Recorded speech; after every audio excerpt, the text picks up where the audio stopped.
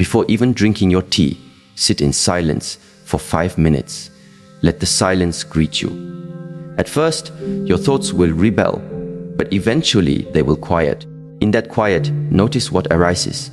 Some mornings you will see fear, other mornings gratitude, some mornings nothing at all, and this too is an answer. That not every day must carry a weight. The benefit of silence is that it cleanses. Just as the body needs water to wash away dirt, the mind needs silence to wash away noise. Without silence, wisdom cannot enter. Without silence, love cannot deepen. Without silence, your own energy cannot recover. Ask yourself now, what do I hear in silence that I miss in noise? This question alone, if carried daily, will slowly change the way you live. But silence is not only about listening inward. It is also about guarding what you allow to come in. Here begins the second discipline, guarding the gate of your heart. Imagine your heart as your home. Who do you allow to enter it? If you left your door open all day, strangers would wander in. Some might bring gifts, but others might bring dirt, chaos, or even harm. In the same way, every emotion that arises is like a visitor knocking at your door. Anger knocks loudly. Resentment pounds with impatience. Jealousy slips in quietly, pretending to be harmless. And joy too, gratitude, love, they knock softly, waiting to be invited. But many people live with no discipline at this gate. They let every visitor walk in freely. Soon, the home becomes overcrowded, noisy, and unlivable. Emotional discipline is learning to pause at the door. When anger comes, you do not immediately say, "Enter, stay, take over my house." You pause. You ask, "Do you deserve space here?" This does not mean denying your feelings. It means discerning them. Feelings will always arise. You cannot stop the weather outside, but you can choose whether to open your door in the storm. In this way, you remain master of your own house. I remember a man who once trained with us for a short while. He was quick to anger. If someone looked at him wrongly, he snapped. If his tea was served cold, he raised his voice. One day during practice, another student accidentally bumped into him. He erupted, shouting in the hall. I asked him, "Why do you give every emotion the right to command you? Who is the master? You or your anger?" He looked down and said, "It happens too fast. I cannot control it." I replied, "You cannot stop the knock at the door, but you can stop yourself from opening it." With time, he began to see that a pause of even one breath could save him from days of regret. Think of your own relationships. How often are they damaged not by what was felt, but by what was said in the heat of an uncontrolled emotion? A careless word, a sharp tone, an angry reaction. These open wounds that silence alone cannot heal.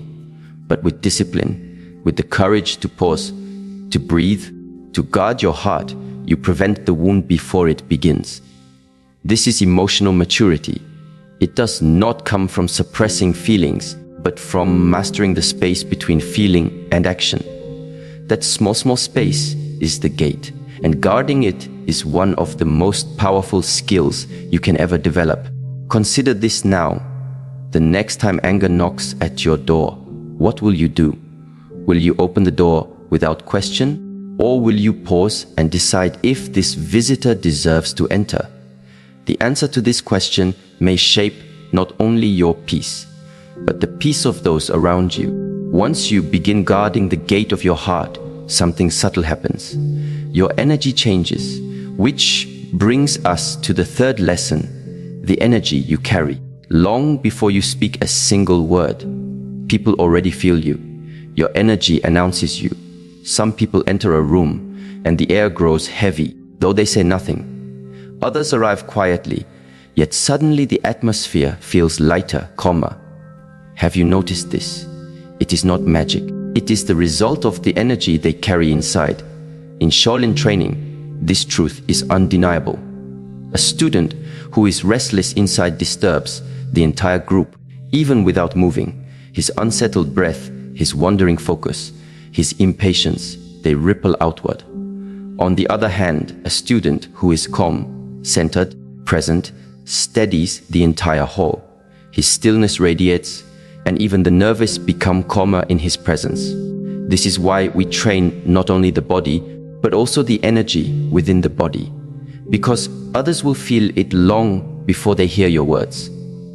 In your life, think of the rooms you enter. What energy do you bring? Do you carry the chaos of your thoughts into your family? Do you bring the residue of anger from work into your home? Or do you bring peace, presence, steadiness? This matters more than you think. Words can deceive, but energy rarely lies. Children, especially, feel it immediately. You may tell a child you are fine, but if your energy is tense, they sense it and respond to it. Lovers feel it too.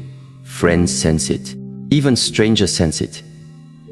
Your energy is like the fragrance of your being. You cannot hide it, but you can cultivate it. How do we cultivate energy? Begin with the breath. Before entering any space, pause for one breath. Let the body soften. Allow your face to relax. Choose the energy you wish to carry inside. This is not pretense. It is alignment, because when you breathe consciously, your energy shifts. You cannot carry storm energy if your breath is calm. You cannot radiate peace if your breath is shallow and broken. The breath is the switch of energy. I often tell students, your true introduction is not your name, not your title, not your words. Your true introduction is the energy you bring. Reflect now, what is your true introduction? When you enter, do others feel at ease or do they tense? Do they open or do they close? These reflections are not for judgment, but for awareness. Because the moment you are aware, you can choose. And when you begin to choose the energy you carry, your relationships transform. Conflicts soften, conversations deepen, presence grows. People may not know why, but they will be drawn to your company. Not because of what you say, but because of what you emanate. So silence teaches you to listen. Guarding your heart teaches you to choose. And cultivating your energy teaches you to give. These three together form the foundation of all higher practice. Without silence, you cannot hear yourself. Without discipline, you cannot protect yourself. Without energy management, you cannot share yourself. This is why those who have endured life's storms are called chosen. Not because life is easy for them, but because they have passed the tests that force one to grow in silence, discipline, and energy. You, too, have passed. That is why you are here. Now it is time to practice these three, not as abstract ideas, but as daily disciplines. 5 minutes of silence each morning. 1 breath of pause before opening the gate of your heart. 1 breath of intention before entering any room. Simple practices, yet they can transform everything. When water is disturbed, it turns cloudy. You cannot see your reflection in it, and you cannot see what lies beneath. But when it is left to settle, it clears, and suddenly everything hidden becomes visible. The mind is the same. When it is constantly stirred by worry, doubt, and endless thinking, life appears confusing. Decisions feel impossible. Relationships feel like puzzles with missing pieces. But when the mind is allowed to rest, the truth that was always there comes into focus. The difficulty is that most people do not know how to let the mind rest. They stir it endlessly, trying to force clarity by thinking harder, just as someone might stir muddy water, hoping it will clear faster. The more they stir, the cloudier it becomes. One student once came to me troubled by a decision he could not make. He had spent days and nights turning it over in his head, weighing every possibility, imagining every outcome. But the more he thought, the more confused he became. He asked me, "Master, how do I know the right choice?" I pointed to the pond outside our hall. The wind had just blown, and the surface was restless. I said, "Look now. Can you see the bottom?" He shook his head. I told him, "Return in 1 hour." When he came back, the wind had stopped and the water was calm. He looked again and said, "Now I see clearly." I asked, "Did you do anything to make the water clear?" He said, "No. It became clear on its own when I stopped disturbing it." That was the answer he needed. Clarity of mind does not come from forcing. It comes from allowing. It comes from stepping back, breathing, letting the thoughts settle on their own. And when they settle, the right direction becomes visible. This is why in moments of confusion, it is wise not to rush. Instead of pushing harder, sit back. Instead of speaking quickly, breathe. Instead of making choices from agitation, allow yourself to arrive in stillness first. From stillness, decisions are guided not by fear, but by clarity. Think of this in your daily life. How often have you said something in the heat of confusion or acted when your thoughts were muddy, only to regret it later? And how often, when you waited, when you allowed the mind to calm, did the answer appear naturally? The practice is simple when confused. Stop stirring, take a walk, sit in silence, watch your breath, let your mind become like clear water. Then act. In relationships, this is especially powerful. Misunderstandings often happen because two people speak while their waters are stormy. But if even one person waits, breathes, and speaks from clarity, the conflict dissolves faster. And this leads us into the next wisdom harmony in 2 steps. Life is never walked alone. Every relationship, whether between parent and child, husband and wife, friends or colleagues, is like walking a path together. But often people forget this. One insists on walking too quickly, the other too slowly, and soon they are no longer walking together at all. True harmony is rhythm. It is balance. It is one step from you, one step from the other, again and again. If you only force your pace, you lose the other. If you only follow, you lose yourself. But if you move in rhythm, both arrive together, and the journey itself becomes beautiful. I saw this truth clearly when teaching partner drills in the hall. 2 students sparred, each talented in his own way. But one moved too fast, striking before the other was ready. The other moved too slowly, always trying to catch up. The result was chaos. Both grew frustrated, not because they lacked skill, but because they lacked rhythm. Then I asked them to slow down, to breathe, to match each other's pace. Something shifted. Suddenly, even their simplest movements looked graceful. There was no tension, no clash, only flow. This is the nature of harmony. When 2 energies move together, even ordinary steps feel extraordinary. Think about this in your closest relationships. Do you walk in rhythm with the people you love, or do you demand they move only at your speed? Do you allow them to take a step while you pause, or do you try to control the pace? Harmony does not mean always agreeing. It means listening. It means adjusting. It means giving space for another step without losing your own. When you practice this, conflicts soften. You discover that love is not about controlling the path, but about walking it together. Practical wisdom 4. This is simple in your next disagreement. Before speaking, ask yourself, am I forcing my pace or am I listening for rhythm? Sometimes the most loving thing you can do is to slow down and wait for the other to catch up. Other times, it is to take the step forward first, so they are encouraged to move too. In this way, relationships become a dance rather than a struggle. But harmony in relationships is not sustained by big gestures alone. It is built on the discipline of small things. Shaolin discipline teaches this better than words. Students often expect greatness to come from great achievements, from big victories, from dramatic breakthroughs. But true discipline, the kind that transforms, is born in the smallest acts. Sweeping the hall each morning, folding the blanket with care, practicing a single movement 1,000 times. The broom teaches discipline as much as the staff. The act of tying one's shoes properly, is as important as the strike of the fist. Because greatness is not built in sudden moments, but in the steady accumulation of small, mindful acts. One student once asked me, "Why must I sweep the same floor every morning? It is already clean." I told him, "The floor is not the only thing you are cleaning. You are sweeping your own mind." At first, he did not understand, but over time, he saw that in doing the small task with full attention, his mind grew sharper, his spirit calmer, his discipline stronger. The act itself was simple, but the result was profound. In daily life, this is no different. Many people wait for the big opportunity, the great moment, the perfect time to change.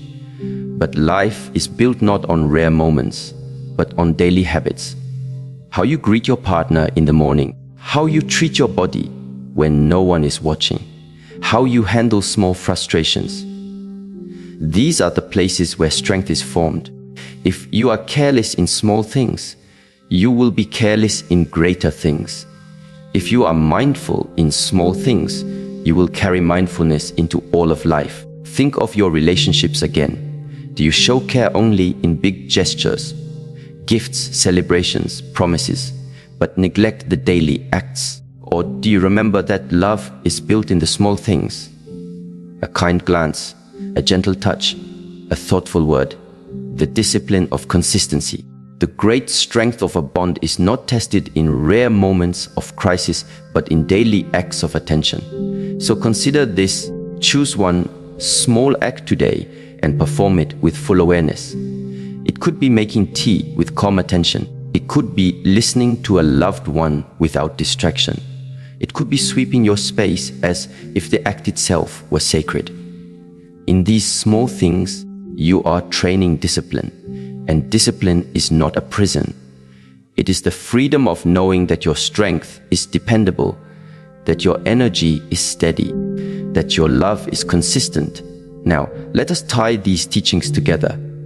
Clear water teaches us that clarity is possible when we stop storing. Harmony in 2 steps shows us that relationships flourish when we respect rhythm. And the discipline of small things reminds us that greatness is not in the dramatic, but in the consistent. Together, they form a way of living that is balanced, mindful, and strong. Clarity allows you to see. Harmony allows you to walk together. Discipline allows you to keep walking, even when the path is long. These are not abstract philosophies, but living practices. And if you carry them daily, your life will slowly become light, your relationships steady, your inner strength unshakable. Consider this now. Where in your life is the water muddy? Where do you need to stop stirring? With whom are you walking out of rhythm? And how can you adjust your step? What small act can you practice today with full attention? These questions are not to burden you, but to guide you. They are the beginning of a path that leads to clarity, harmony, and strength. Life has a way of testing us, not in the moments when everything is clear and simple, but in those times when shadows gather around our path and we are forced to walk without the assurance of certainty. It is in those moments that Keynote 7 speaks to us most clearly. The power of stillness in the face of chaos. Many people think that action is always the solution, that movement equates to progress, that doing something, even if misguided, is better than doing nothing. But the truth is, stillness can be the most powerful force. Imagine a raging storm at sea. The waves crash, the winds howl, and the ship is tossed in every direction. The instinct of many would be to panic, to pull at every rope, to steer with frantic energy. Yet seasoned sailors know a deeper wisdom. Sometimes the only way to survive is not through frantic action, but through calm, measured stillness. They anchor themselves not in panic, but in presence. Likewise, when life's storms threaten to shake your very foundation, there is unmatched power in pausing, in breathing deeply, in refusing to let external chaos dictate your inner world. Stillness is not the absence of action, it is the mastery of response. The person who can stay still, who can allow the storm to pass without burning themselves out with frantic energy, gains an advantage over those who exhaust themselves fighting the uncontrollable. It is in stillness that clarity arrives. The mind, like a muddy glass of water, needs time for the sediment to settle so that the water becomes clear. When you are still, when you resist the urge to force outcomes, you create the space for truth to emerge. The world around you may scream for immediate action, for reactive behavior, but stillness reminds you that not every battle requires your immediate sword. Sometimes the strongest warrior is the one who can remain seated in the middle of chaos, unshaken, observing, waiting for the right moment. This is the art of discipline, the art of conserving your energy for the battles that truly matter, not scattering it on every fleeting challenge. As this wisdom takes root in your life, Keynote 8 emerges naturally. The truth that the company you keep shapes the direction of your life. For stillness is not just an internal practice. It is also affected by your external environment. You cannot maintain stillness in a room full of chaos. The voices, the attitudes, the energies of those around you seep into your being like water into soil. If you surround yourself with those who complain, who gossip, who live in constant noise, you will find your stillness stolen before you even realize it. But if you walk with those who value silence, who think before they act, who breathe deeply before they speak, their energy becomes a mirror to your own inner calm. It is a universal law. Your associations shape your direction. No matter how strong you think you are, the people you allow close to you have the power to elevate you or drain you. And the tragedy is that most people never stop to evaluate their circle. They tolerate energies that poison their minds, voices that weaken their spirit, companions who keep them bound to cycles of mediocrity. If you want to grow, you must be ruthless about the soil in which you plant yourself. Just as a gardener does not blame the flower for failing to bloom in poor soil, you cannot blame yourself for withering in the wrong environment. Growth requires nourishment, and nourishment comes from the company you keep. The strong recognize this and choose wisely. They do not keep people in their lives simply because of history, obligation, or fear of loneliness. They ask a deeper question. Does this person bring light into my life or darkness? Do they push me towards my higher self or pull me down into pettiness and despair? It is not about judgment, but about alignment. Not everyone can walk with you to the mountain top. Some are meant to walk only a short stretch of the valley, and you must have the courage to release them without bitterness, because the truth is, when you release those who no longer align with your destiny, you create space for those who are meant to lift you higher. The wrong company will make stillness impossible, will fill your heart with noise, will cloud your vision. But the right company will sharpen your clarity, inspire your spirit, and strengthen your resolve. And when you master stillness and choose your company with intention, Keynote 9 becomes your reality. The discovery that your true power is not in what you do, but in what you embody. 2. Many people measure their worth by their actions, by their accomplishments, by their constant hustle. But true strength is not found in endless doing. It is found in being. A lion does not need to roar to remind the jungle who it is. Its presence alone commands respect. Likewise, you do not need to over-explain, to prove, to demand recognition. When you embody confidence, when your energy radiates assurance and peace, the world responds to you without you having to force it. This is the essence of presence. It is why some walk into a room and immediately shift the atmosphere, while others struggle to be noticed even when shouting. Presence cannot be faked. It is the natural consequence of stillness and alignment. When your inner world is calm, when your circle supports your growth, Your presence carries a power that words cannot match. Think about the times you've met someone who barely spoke yet left a deep impression on you. Their energy communicated more than their words ever could. This is the power of embodiment. When you embody truth, when you embody self, respect, when you embody peace, you do not need to convince anyone of who you are. They feel it. They sense it. They respond to it. And this is where many people go wrong. They try to manufacture respect, to demand loyalty, to perform confidence. But performance always cracks under pressure. Embodiment, on the other hand, remains unshaken. It is not something you put on and take off. It is who you are. And the beautiful truth is this: when you embody peace, confidence, and authenticity, you attract people and opportunities that align with your essence. The right doors open because your presence carries the key. The wrong doors close because your energy no longer resonates with them. Life then becomes less about chasing and more about attracting. Less about striving and more about allowing.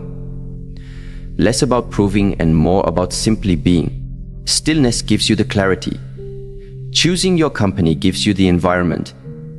Embodiment gives you the power. These three truths, woven together, create a foundation that no storm can shake, no betrayal can weaken, no season of difficulty can uproot. You become like a tree planted deeply by the rivers of wisdom, unmovable yet always growing, silent yet always strong. And those who encounter you will feel the difference. Not because you told them who you are, but because you embodied it in every step, every breath, every choice. There comes a time when a person must face the truth about themselves, about others, and about the way the world actually works. Many people spend years chasing shadows, chasing approval, and chasing validation from those who were never meant to give it. And in the chase, they forget their own essence. They forget the rhythm of their own heartbeat. And they forget the dignity they were born with. If you want to live without being defeated by people, if you want to walk with an energy that no insult can pierce, then you must learn how to walk alone without feeling lonely, how to hold your silence when your silence is heavier than words, and how to choose what deserves your energy and what does not. These are not simply strategies, they are states of being cultivated like a garden, refined over time until they become part of you. The 10th realization begins with understanding the extraordinary weight of silence. Most people underestimate silence. They think it is emptiness, absence, or lack. But in truth, silence is fullness. It is presence. It is an energy that demands respect without needing to ask for it. When a person insults you, mocks you, or provokes you, the world teaches you to retaliate with words, to defend yourself, to prove yourself right. But when you master silence, you no longer need to prove anything. You allow your stillness to unsettle them. You allow your lack of reaction to force them to face themselves. Silence is not weakness. It is controlled strength. It is choosing not to give them the food they crave, the reaction that validates their attempt to harm you. Think about it when a person shouts at you. Their power exists only if you respond with equal fire.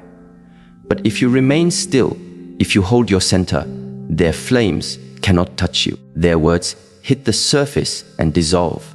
This is why those who practice silence often carry an aura that feels untouchable. People are unsettled by someone who doesn't need to argue, who doesn't need to convince. It is the same reason wise people are feared in rooms full of noise. They have learned that silence speaks louder than 1,000 voices. Silence is not always external.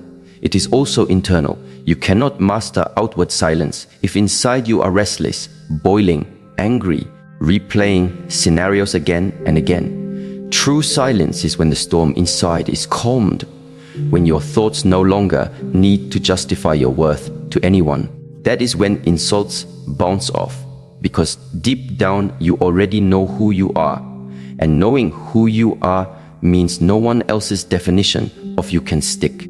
When a lion walks through the forest, does it stop to respond to the barking of dogs? No, because the lion knows its identity. In the same way, silence is the roar of those who do not need to roar. The 11th realization is about the art of walking away. Many people confuse endurance with strength.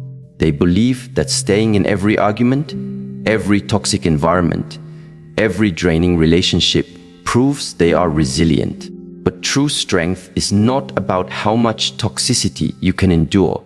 It is about having the courage to walk away from what diminishes you, even when walking away feels like loss. Sometimes, the most powerful decision you can make is to leave, not because you are weak, but because you finally understand your value. Walking away is not running. It is not avoidance. It is alignment. It is declaring that your energy, your time, and your peace are too expensive to be wasted on situations that do not honor them. Think about it. If someone hands you poison and you refuse to drink it, are you weak or are you wise? Walking away is refusing poison in all its forms. Poisonous conversations, poisonous relationships, poisonous environments. Every step you take away from such places is a step back into your own life. But why do so many struggle to walk away? Because their ego whispers, stay and prove them wrong. Stay and show your worth. Stay until they regret mistreating you. Yet this ego-driven voice keeps you trapped, feeding the very dynamic that hurts you. When you walk away, you cut the chain. You deny them the ability to continue feeding on your energy. You stop making your dignity dependent on their recognition. Walking away is not giving up. It is giving yourself back to yourself. And there is something magnetic about a person who knows when to leave. People are drawn to those who set boundaries without announcing them. Those who walk away quietly create an energy that says, I cannot be held where I am not valued. Even those who hurt you feel the shift.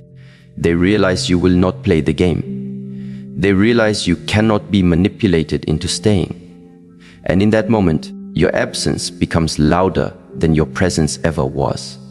The 12th realization is perhaps the hardest T, knowing what is worthy of your energy and what is not. Human beings have limited energy. Every day, you are given a certain amount of attention, focus, and emotional fuel. Where you direct it determines the quality of your life. But most people scatter it everywhere. They fight battles that do not belong to them. They argue over things that do not matter. They exhaust themselves trying to win approval from those who were never meant to see them. This is why they feel tired, not because life is too heavy, but because they carry too many unnecessary weights. Discerning where to invest your energy requires wisdom. Not every invitation deserves your acceptance. Not every insult deserves your reply. Not every argument deserves your participation. You must ask yourself, does this situation bring me closer to peace, or does it drag me further into chaos? Does this person contribute to my growth, or do they drain me? If the answer is the latter, then why continue pouring your energy into it? It is like watering dead plants while living ones around you thirst. People often say, but if I don't respond, they'll think they won.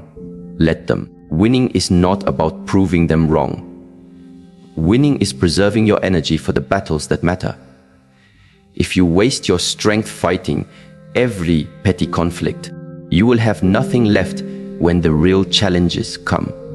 Wisdom is not fighting more, but fighting less and fighting only when it is necessary. This discernment also applies to love, to friendships, to opportunities. Not every open door leads to your destiny.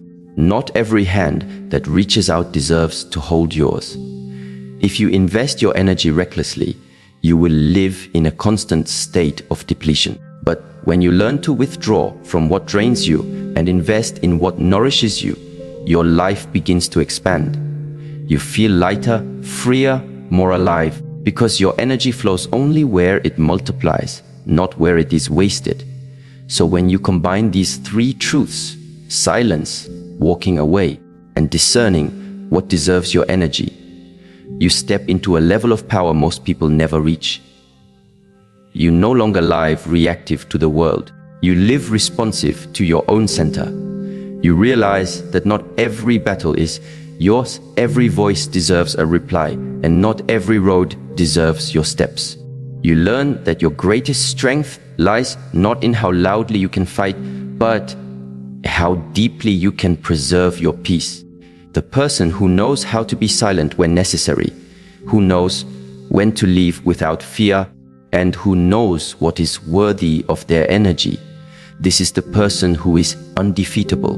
This is the person who commands respect without asking for it. This is the person who walks through life with a lightness that others can feel, because they are no longer enslaved by the need to prove, to explain, to be understood. They have chosen the higher ground, and from that ground, no insult, no manipulation, no betrayal can truly touch them.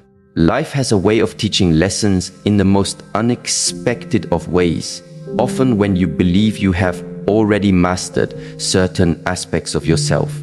It is in those moments when pride blinds your vision or when comfort lulls you into complacency that the deeper lessons appear. Keynote 13 begins with a simple but profound realization: if you do not consciously create your own inner discipline, life will create discipline for you in ways that are far harsher and less forgiving. To live without structure, without boundaries, without self-control, is to invite chaos into every area of your existence. Think of the student who never studies until the night before the exam. Life will not bend its rules because of his negligence.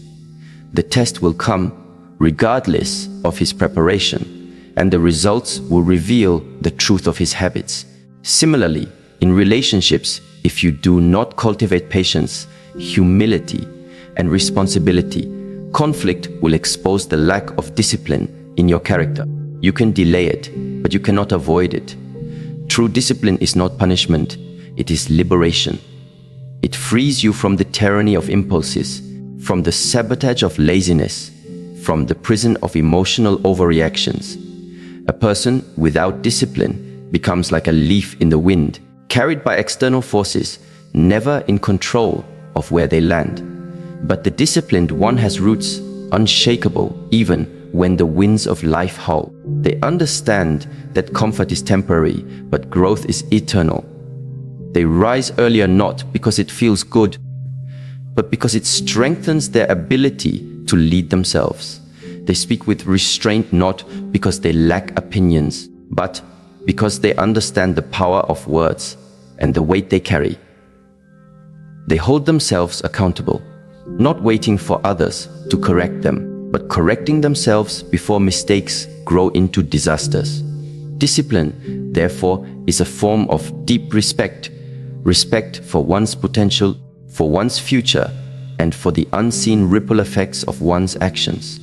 Without it, every opportunity that life offers slips through the cracks of unpreparedness.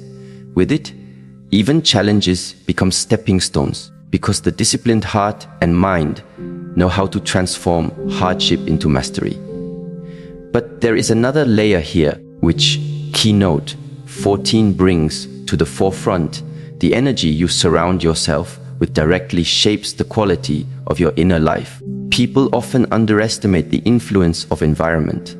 They believe they can walk among the bitter, the envious, the selfish, and remain untouched. But energy is contagious. It is as subtle as the air you breathe and as powerful as the tide that shapes the shoreline. You cannot drink polluted water and expect health.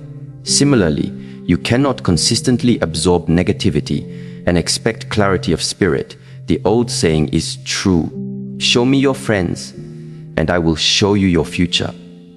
If your circle thrives on gossip, your mind will be filled with suspicion. If your circle thrives on excuses, your actions will be delayed. If your circle thrives on envy, your gratitude will diminish. And yet, if your circle thrives on vision, discipline, and integrity, your character will rise to match it. Imagine walking into a room where everyone is deeply committed to self-growth, where conversations challenge you, where excellence is the standard and mediocrity is gently but firmly rejected. In such an environment, you cannot help but grow. You are compelled to rise, compelled to sharpen your thoughts, compelled to act with greater responsibility. The energy of the people around you amplifies your own hidden potential. This is why protecting your environment is not selfish, it is wise. It is not about rejecting others with disdain, but about carefully choosing where you invest your emotional and spiritual energy. Even a single person who carries light can elevate the mood of an entire room, and likewise, a single toxic presence can drain life out of you if you are not vigilant. To choose wisely whom you allow near your soul is an act of both love and discipline.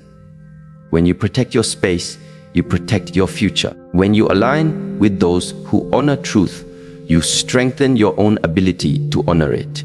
And when you courageously walk away from those who poison your spirit, you declare that your destiny is too precious to be wasted on the smallness of envy, drama, or deceit.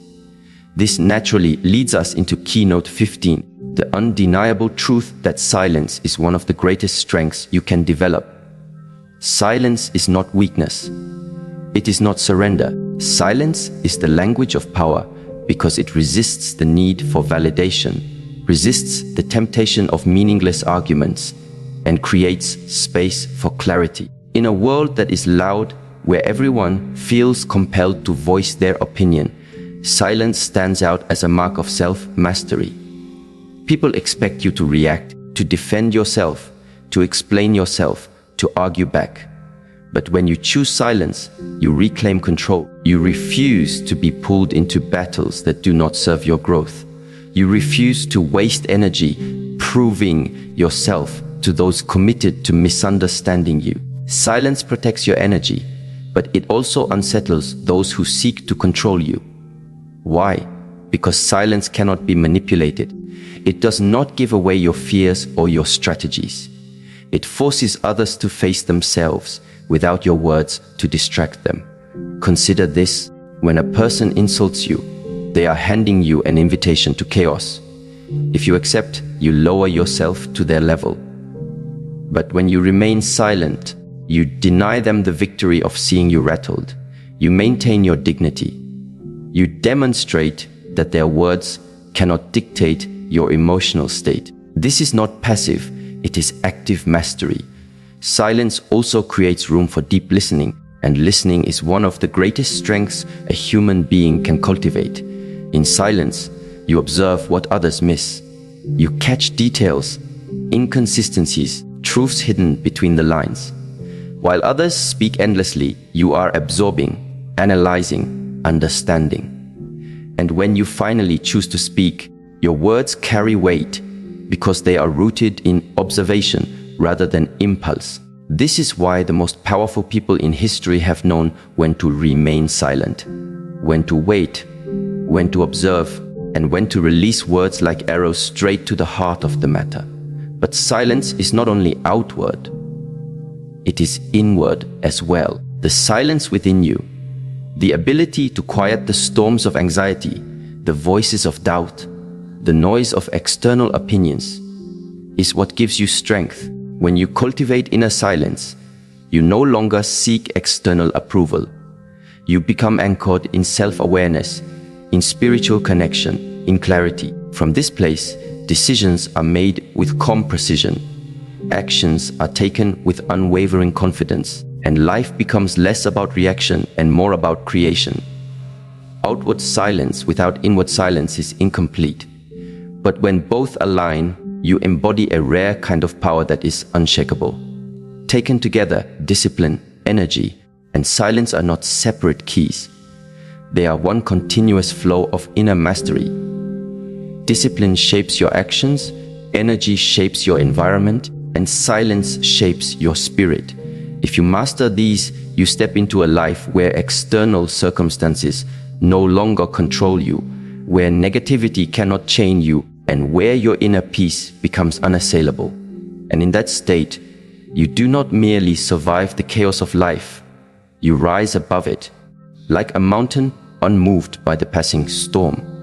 Life will often place you in circumstances where the choices you make will echo longer than you can imagine. The 16th lesson is about understanding that the way you interpret the hardships you face will determine whether you emerge from them bitter or better. Every person at some point encounters pain, betrayal, loss, or disappointment. But what separates those who rise from those who remain stuck is not the event itself, but the narrative they attach to it. Imagine two people experiencing the same setback. One loses their job, the other also loses theirs.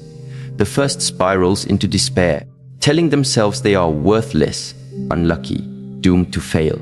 The second, while hurting, chooses to see the event as an opportunity to pivot, to refine their skills, to seek alignment with a deeper calling. Over time, one lives in resentment, while the other discovers strength they never imagined they had. The key lies in perception. What story are you telling yourself about your suffering? If you believe hardship came to destroy you, you'll resist it. But if you believe it came to refine you, you'll work with it. Life does not just happen to you, it happens for you. This shift in mindset changes your energy, your resilience, and ultimately your destiny. The stone that blocks one person becomes the stepping stone for another. The fire that burns one to ashes purifies another into gold. You must constantly ask, am I allowing my pain to close my heart, or am I allowing it to expand my wisdom? The 17th lesson teaches the importance of silence, patience, and timing. There are moments in life when the greatest strength lies not in action, but in restraint.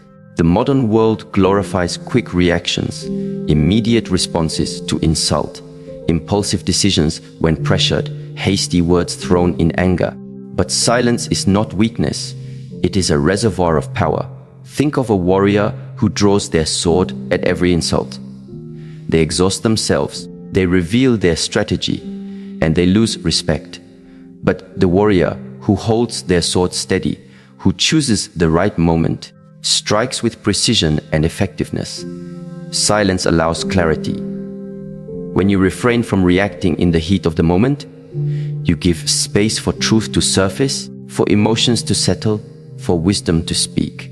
Patience is the ability to endure without complaint, to trust the unfolding of life's timing, even when you cannot see the full picture. Too many people destroy blessings by rushing them.